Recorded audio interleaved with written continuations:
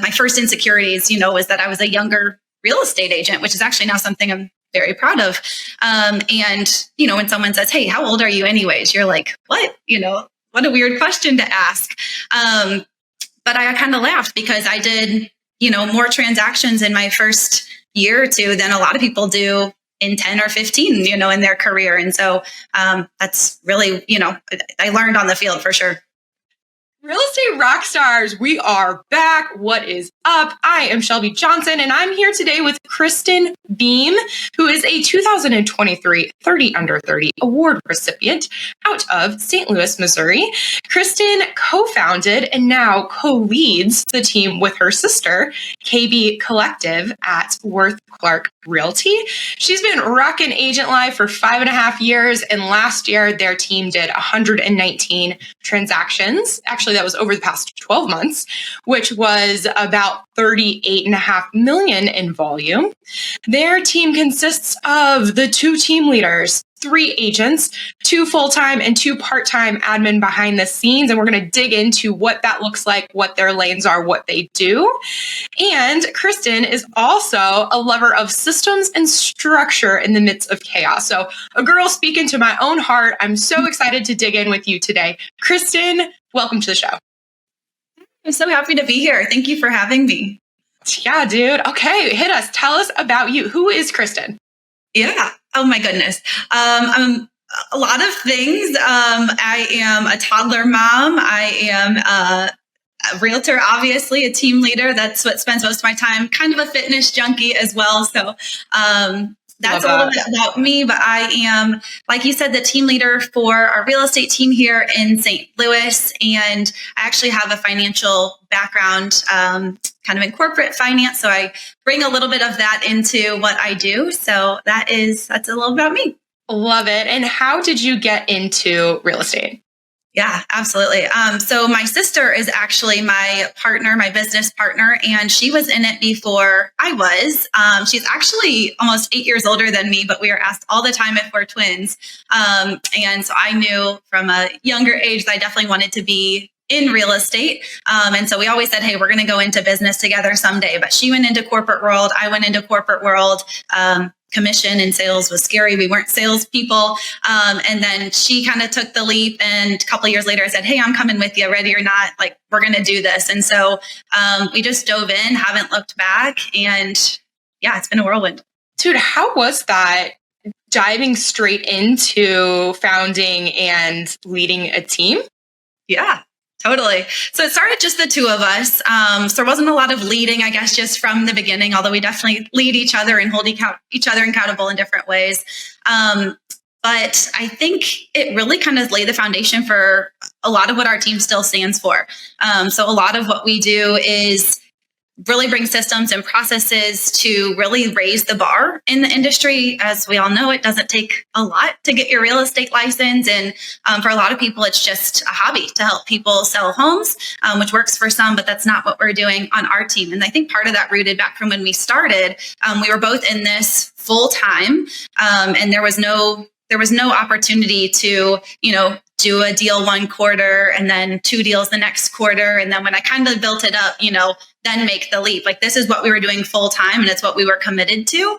And it really just kind of allowed me to hone my craft really, really quickly, kind of do a crash course in real estate and get, a lot of experience. I remember one of my first insecurities, was that I was a younger real estate agent, which is actually now something I'm very proud of. And when someone says, hey, how old are you anyways? You're like, what? What a weird question to ask.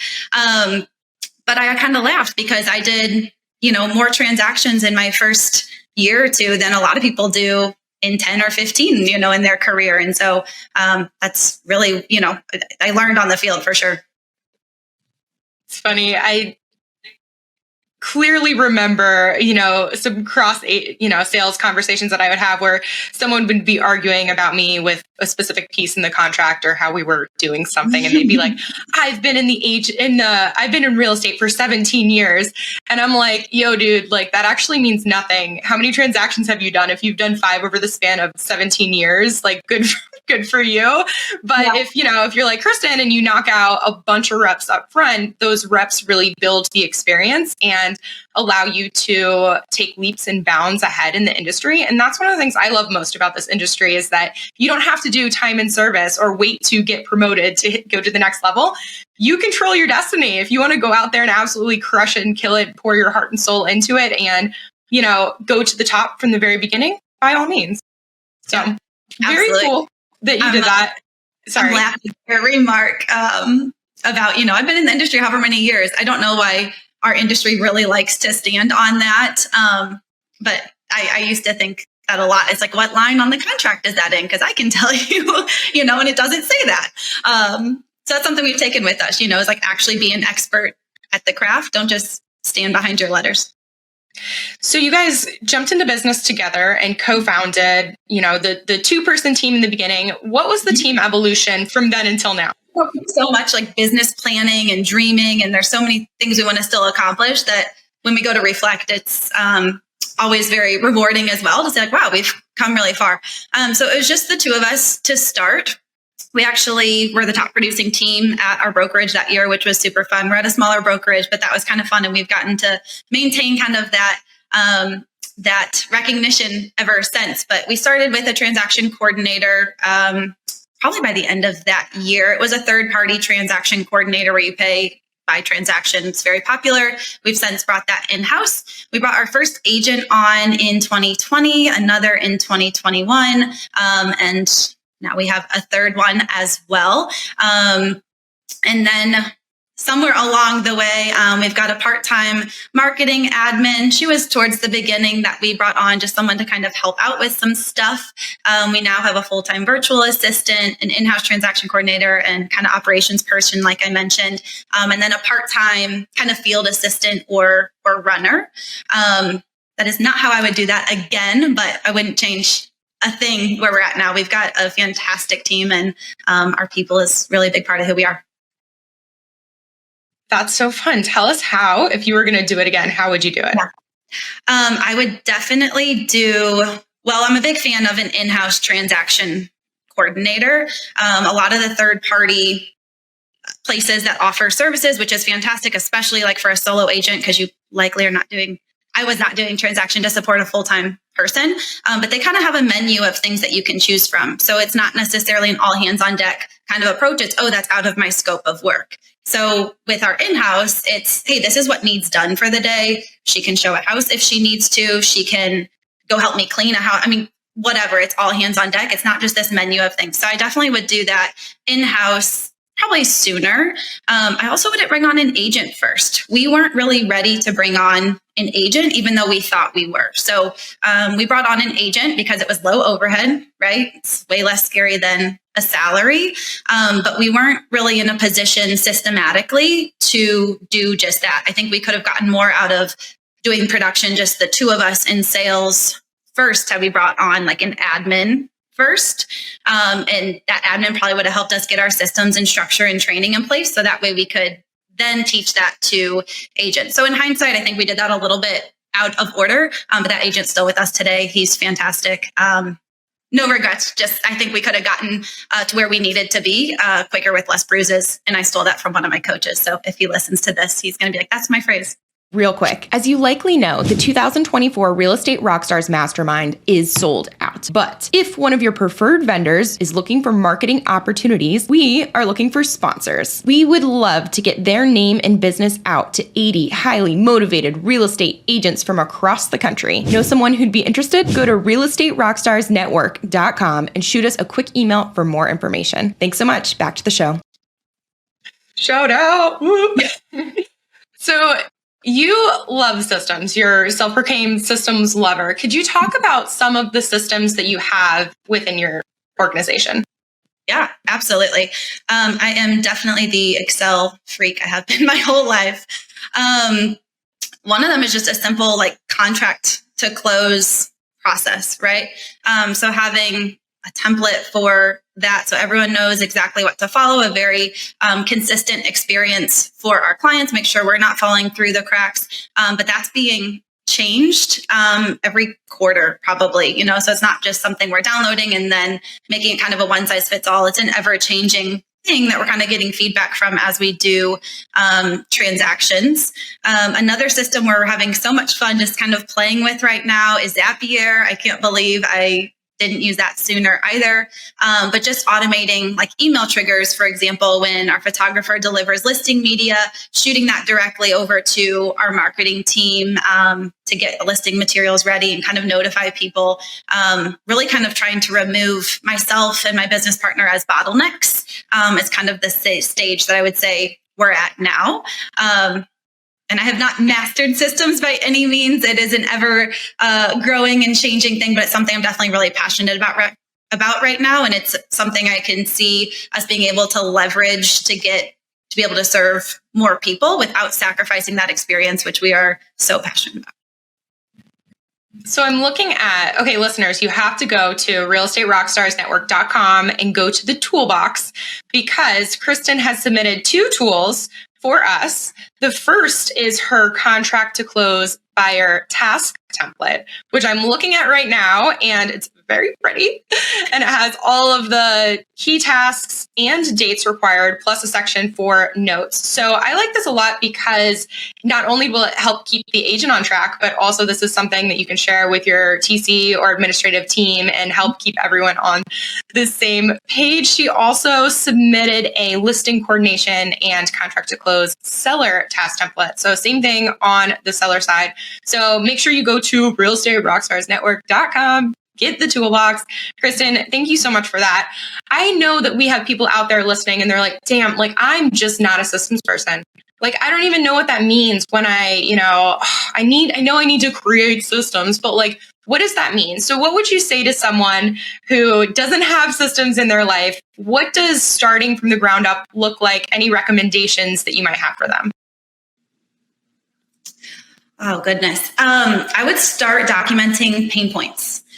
So really a lot of what we have developed is because it's been a problem in the past. So for example, one of our tasks while we're in escrow is, hey, just have a conversation with buyer or seller about their moving plans. Well, that came up because of a funding emergency the day of closing where there were movers standing outside and we weren't allowed to get in yet. And everyone was mad because, no one wants to be in that situation. And so I think there's a lot of things in real estate that are true emergencies, not medical emergencies, but true contract emergencies, or reasons that you need to drop what you're doing and go do something or stay up really late or get up really early to fix. But I think realtors as a whole make everything kind of an emergency where they're just squirrels running around with their head cut off. And so what I found is that if you kind of preemptively lead the problems that you can foresee, it creates space mentally and on your calendar to be able to run when you actually need to run, because those come up too.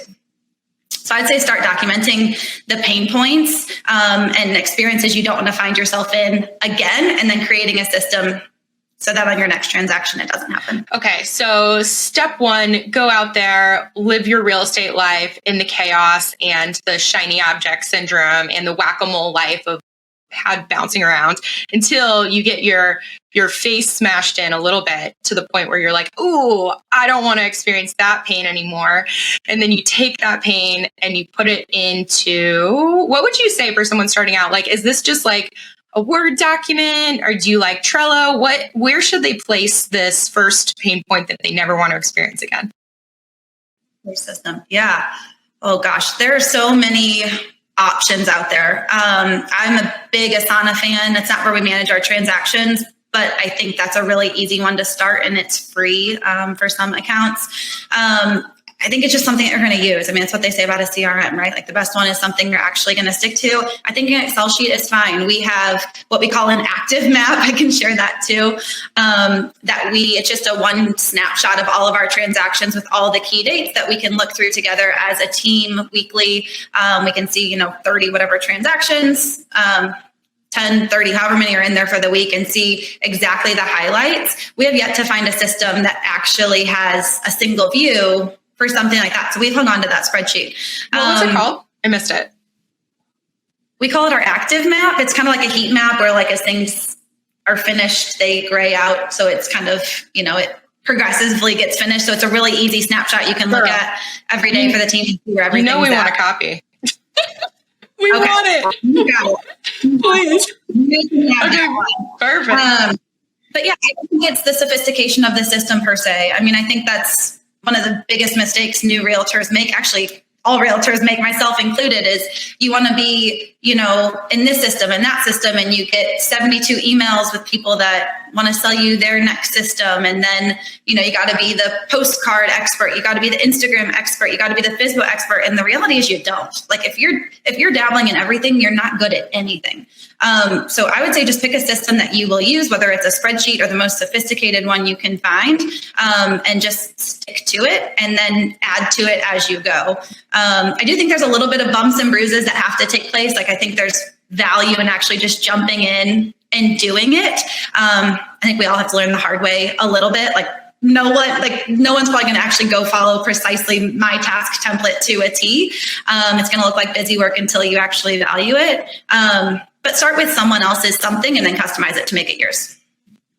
Less is more, and done is better than perfect. You are speaking my language. Okay, so we have models to live by in 2023. Absolutely. So we have we're jumping in there. You are identifying pain points and you are committing them to a process, whether that be a whiteboard or your Excel sheet or Google Doc or Asana, which actually for listeners, what is Asana? Yeah, it's just a project management tool, essentially. I use it for my entire life. Literally, like cutting my dog's nails is in my Asana. This is embarrassing. I'm gonna wish I didn't say that, but here we are. Everything goes in Asana. So it gets a due date. You can do it by different project boards. You can have collaborators. So just like on social media, you can do a little @ sign and tag a collaborator. If you're saying, hey, Shelby, this is ready for your review at Shelby. And it's just a really nice system to do stuff in. We personally use it for, our team doesn't use it per se, but we do as team leaders with our support staff. So it's pretty much everything, all the other hats that we wear besides actually managing transactions. We do that in a different system. So like hiring and training and all that kind of stuff, payroll is managed through Asana. And they have a really nice mobile app, which is one of my favorite things, because even if something needs to go into our transaction management system, that's not near as mobile friendly. So I'll put it in Asana. And then when I'm back at my computer or my admin or whatever, they can throw that where it needs to go. But that really helps me not let anything fall through the cracks, is having something I can do on the go. Notion is mine. It's, have you heard of Notion? No, I'm embarrassed. Don't be embarrassed. Oh my gosh, there's so many tech tools out there. It is ridiculous. Notion is kind of like, if you've heard of Evernote or OneNote, it's basically like a notebook. And so I have like all of my different projects, because, in life, you have all the things you're working on now, the hot tasks, and then you have all of the things that you'll get to one day. And so like I have all of the different projects that I'm working on, as well as my down the road notes. And I do the same thing, which is why I'm bringing this up. It's like, if I am out, they have a mobile app that's pretty good. And so if I'm out and about and I think of something, or I listen to something on a podcast, or I'm in a training and I'm like, oh my gosh, I should do that, I can grab that thought and then just put it in that section of my notebook. And I know that when the day and time comes that I've time blocked to work on that piece of the project and chip away at it, then I will open up that piece of my notebook and be like, oh, I'm so glad I had a place to catch that random thought 3 weeks ago that I never would have remembered. Absolutely. It allows you to sleep at night too, because otherwise you'll randomly like think of that, like, oh, did I make note of that? Or did I let that fall through the crack or whatever? So file it, and then it'll be there. The anxiety lifting off the shoulders of like, I know I will remember this in the future. So we've talked about Asana. We talked about Excel and how less is more. You mentioned Zapier or Zapier. I don't even know which way to say it, but I also recently discovered this. I think it's the coolest thing ever. Love that you're like zapping things together. What else Amazing. Are you using? What other either tech or sites or whatever? Yeah. Brivity is the CRM system that we use. That's actually new in the last probably 6 months for us. We wanted something that integrated with our website. So we used to have a website and then an IDX feed that syndicated our listing services. And then we had a CRM. And so there were some integrations between those things, but it was really clunky. So we recently switched to Brivity, and it is fantastic. We really haven't done a fraction of the stuff that it can do. It is embedded with marketing tools and all those kinds of things. But it just makes that really seamless with data transfer. And then, I don't even know the right words. When people click your website from the emails you're sending them and all that jazz, it better ranks your Google SEO. So Brivity is a big one for us that we use. And we actually use that for transaction management now as well. I had said we weren't doing that in Asana. What else are we using? Google Suite. That's probably very basic, but we have a Google Drive folder for our team that has everything they could need in it from a resource standpoint, training resources, so on and so forth. Jasper is our AI friend. Of course, we're using AI. I think everyone either is or you're like anti, but we're using her. I think you got to get on, or you probably know, not you personally, but the AI train. It's like, get on or you're going to be left behind. That's what they said at Tom Ferry, and it scared me into using it. I'm on the AI train. Quick pause. Let's talk real estate investing. Do you want to invest but don't have the time to hunt for deals or run numbers? Or maybe you've got a bunch of investors looking for deals, but deal flow totally dried up? Well, word on the street is there's a build-to-rent company in Florida that's proven to be a great option for both realtors and investors looking for a hands-off solution with numbers that work. They build single-family homes, duplexes, and quads. They handle all of the details from breaking ground to tenant placement, then manage the rental on the back end. Plus, they're offering to pay referral fees on any business you send their way. Interested? Go to realestaterockstarsnetwork.com/invest for more information. Now, back to the show. I was at an event recently where someone from Zillow spoke, and it was actually, it was amazing, the stuff that they were creating with it. I'm not going to try and compete with it, I gladly will jump on. Definitely, I think people give expectations to AI that they shouldn't give to it. Like, you're not going to need to edit anything. Same thing with the task template I shared. Like, you're going to need to edit that to make it fit you. Like, of course, if you take Kristen Beahm's task template from St. Louis, Missouri, and you try and apply that to a different market, to a one-man show or a 50-person team, like, it's not going to make sense. I think the same thing for AI. So how does your team communicate? Do you guys use like Slack or WhatsApp or text, or what does that look like? Yeah. So I would say with our support team, we're using really Asana primarily with that tagging feature for anything that's non-urgent. For our agents, we really just do a group text. I recognize if we were to grow very large, that would not work, but it works for us right now. It's a really fun way to cheer someone up when they have a crap day, or to celebrate each other when they get a new contract or whatever the case may be. Some leads we throw in there because it just really is the quickest way that we're all talking to each other. How does your team's admin lane structure look? Part-time, half-time. So what are the jobs of your administrative team, and then what do they do within that? Yeah, great question. So our transaction coordinator, she does everything contract to close, pretty standard transaction coordinator. Once we get the contract, she manages, scheduling inspections, closings, contacting vendors, helping with any of that kind of thing, doing all our paperwork amendments, so on and so forth. She also does our listing coordination and kind of pre-contract, if you will. So since she's in-house, we don't have all those rules. So she'll send out, our buyer agency forms, our listing paperwork. She prepares all of our listings, gets our photos, input. She's fantastic. We actually do a tiered structure on our team with our agents. So once they start, they're not working with our transaction coordinator right away. We want to make sure everyone kind of knows how to do things the KV Collective way on their own. And then they kind of get the benefit of working with the transaction coordinator after a milestone is met. So she's working with actually all of our agents right now. We're all kind of through that tiered structure. So that's our transaction coordinator. And then we have a part-time admin in the office. She really doesn't spend a lot of time in the office actually, but she's local. She does a lot of errands. She works in the field. So she helps Caitlin and I specifically setting signs, preparing for open houses, shopping for closing gifts, so we'll kind of give some prompts and then she'll kind of help us on the execution front.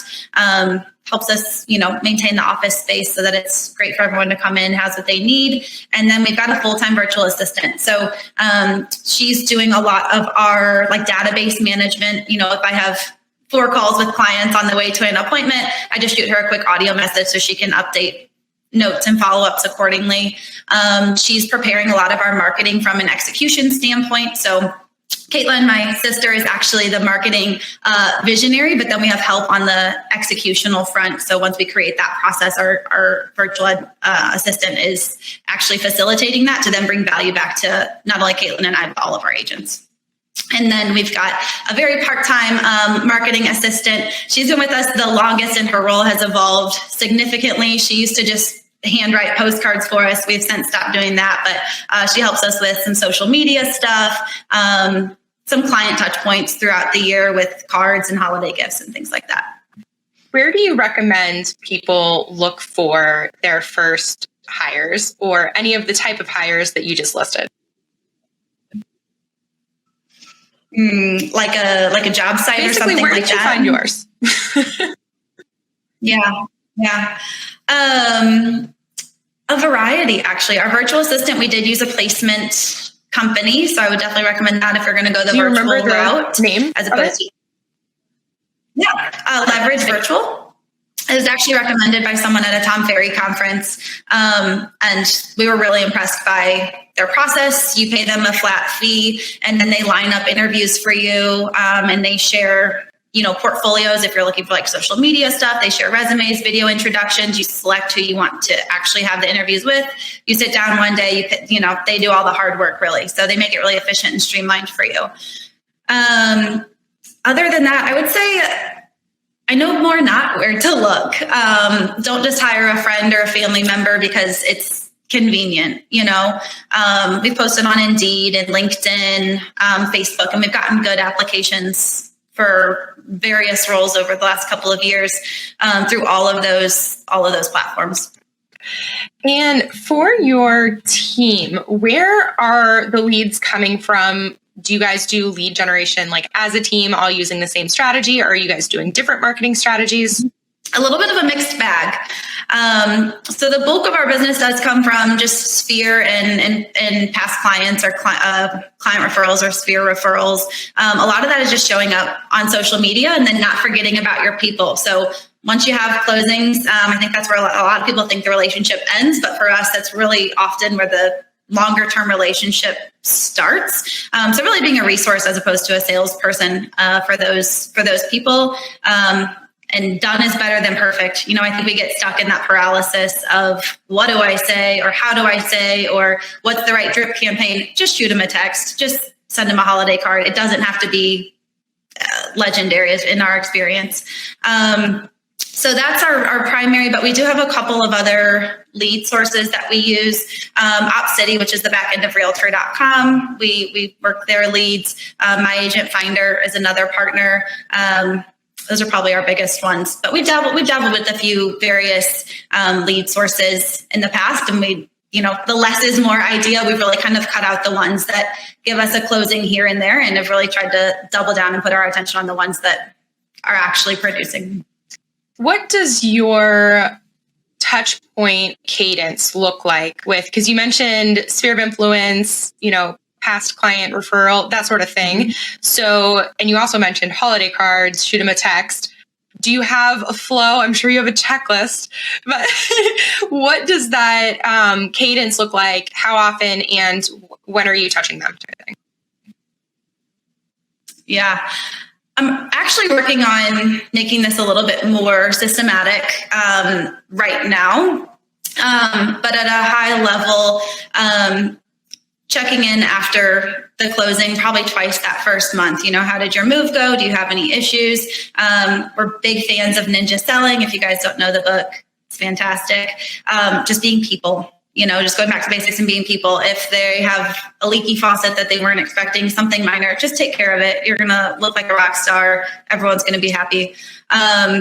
So a couple of touch points in the first month. If it's a seller, like make sure they got their escrow back from their lender. Some really basic stuff that gives you an excuse to reach out.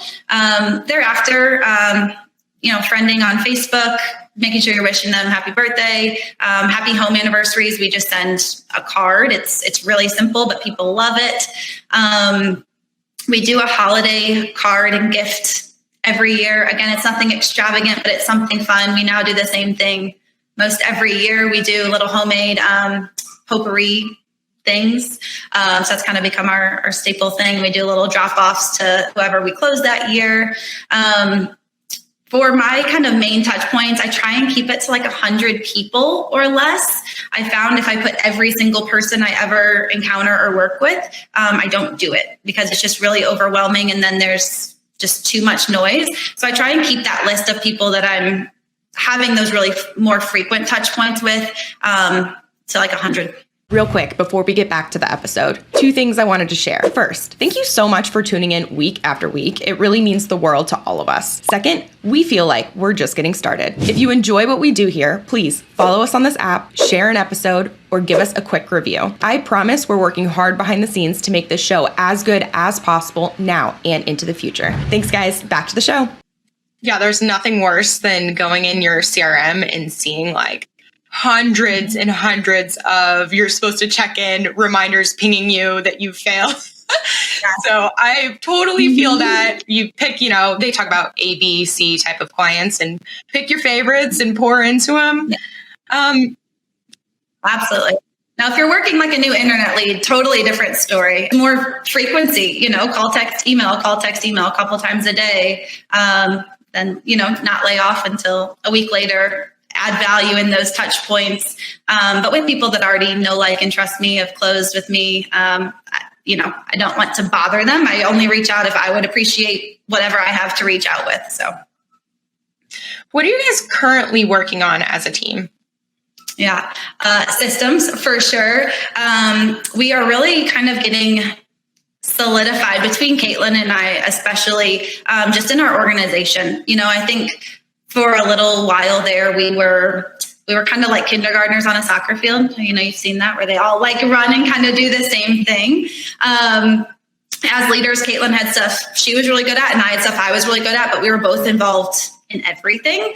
So we've really tried to kind of go back to the drawing board and say, okay, what is that? Do I need to be involved? No. What is this? Who does need to be involved that's not involved? And that's where a lot of our work has come from. And that's something we're going to work on with our new coach as well, is kind of shifting from, we've worked really hard, so it's worked out for us, but it's not as sustainable or as effective as it could be if we kind of stayed in our lane. So from like a business standpoint, that's something we're really working on. And then we are growing our agents. So we want to have probably 10 agents in the next 5 years or so. We don't have aspirations to be the biggest team in St. Louis. We want to have a really tight-knit, a really recognizable brand and process that can be a really, really consistent experience. And we're really trying to raise the bar, both in terms of kind of a white glove service and just ethics and what the consumer can expect. So we think we can do that with probably 10 agents, but we'll see.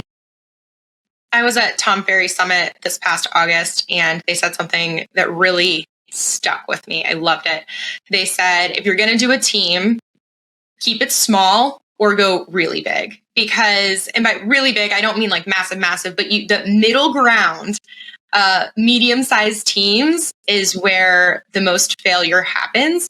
And so I love that you've already decided up front to smaller, close-knit, build that type brand. Because I have seen, a lot of agents will get carried away with the idea of like, oh, this person wants to be on my team, even though they know maybe in their heart that it's not the right fit, or that person is not going to bring value or withhold their brand the way they want them to.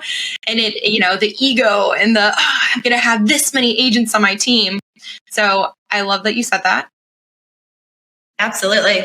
I didn't make it to Summit this year, but I wish I had. We could have met in real life. Tom Ferry knows a thing or two about building teams, and a lot of his stuff sinks in. But we're definitely not, a team that it's like, hey, who wants to hang their license here? We're looking for numbers. I know there's a lot of teams like that, which works for them. It's more of like a lead share kind of thing. Can we be the biggest on Zillow and just give out leads? But we want a really branded, tight knit experience, and the right people in the seats is superior to anything else. What did we not talk about that you would like to touch on? I don't know how related this is, but something I'm passionate about, if there are newer agents, especially listening, I think a lot of the messaging that is given is to, work your sphere and know your worth. And that is completely the opposite of how I kind of launched in real estate. I did listings for very, very little because that was whatever percent of that was more than zero.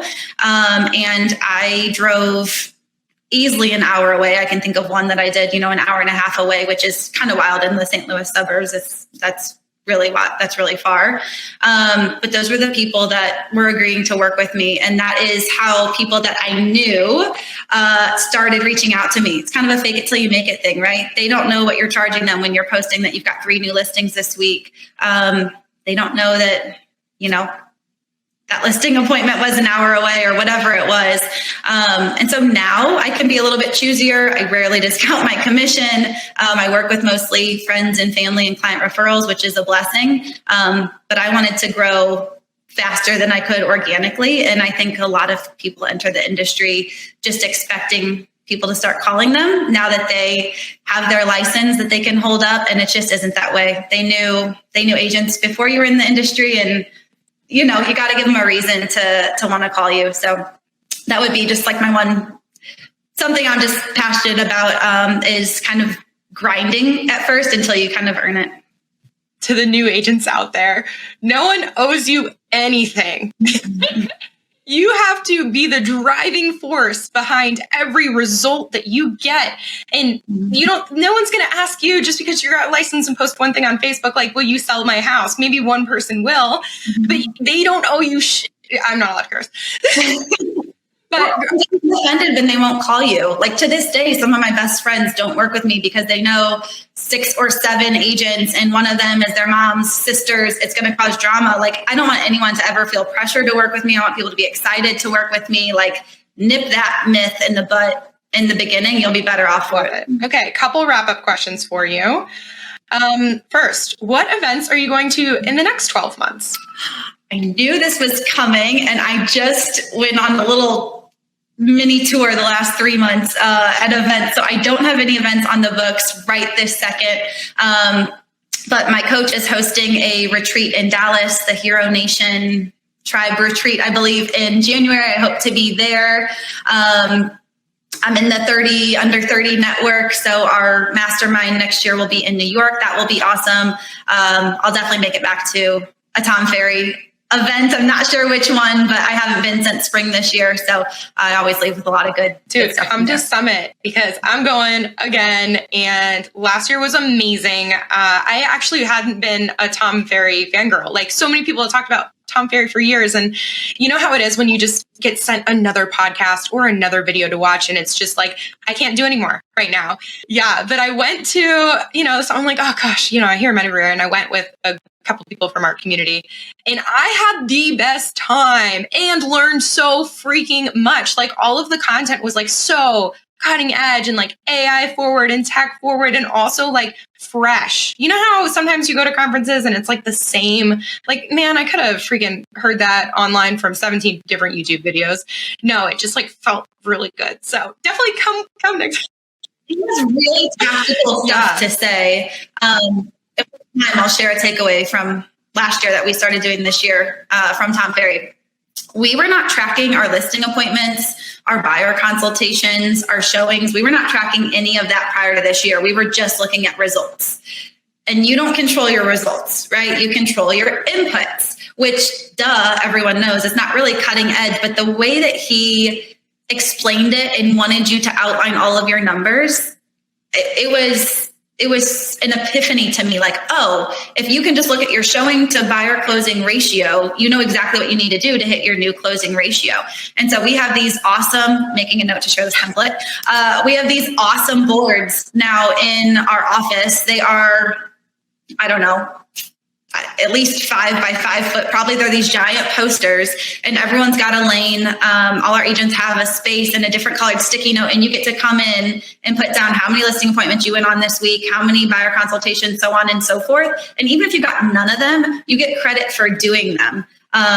Realtors need gold stars. We don't get a lot of praise through the hardship along the way until kind of the closing table. And that rewards you for putting in the work. And I think it's why we're having our best year ever in a year that a lot of people are not trending kind of downwards in terms of their volume, because we're just sticking to the inputs and not obsessing over the outputs.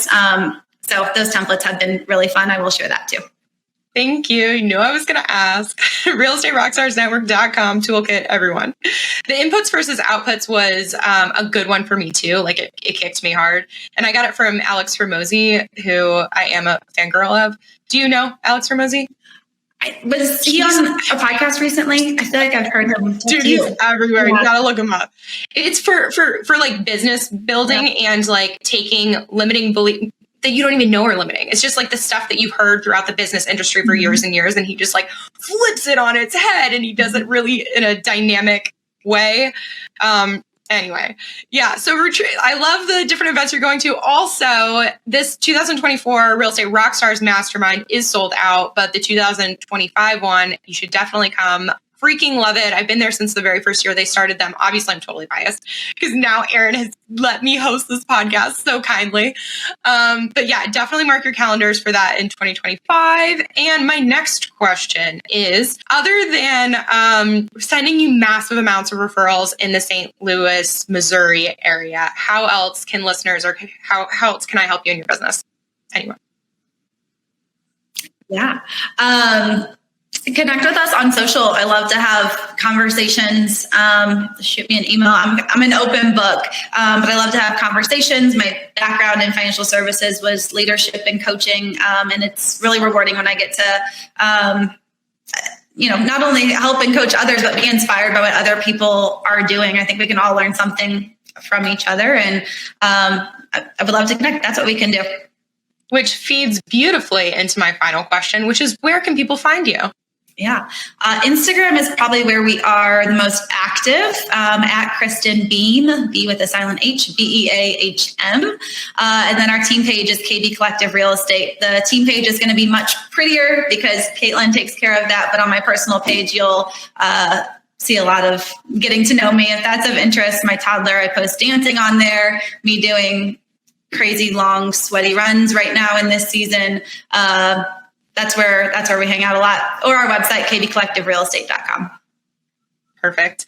And listeners, if you want to hang out with me and Erin, we are The Shelby Show and Erin Amuchastegui on the gram. Hit us up, hang out with us, let us know what you like, what you don't like, all the things. And guys, that is it for today. Kristen, thank you so much for coming on the show. And Real Estate Rockstars, thanks for listening.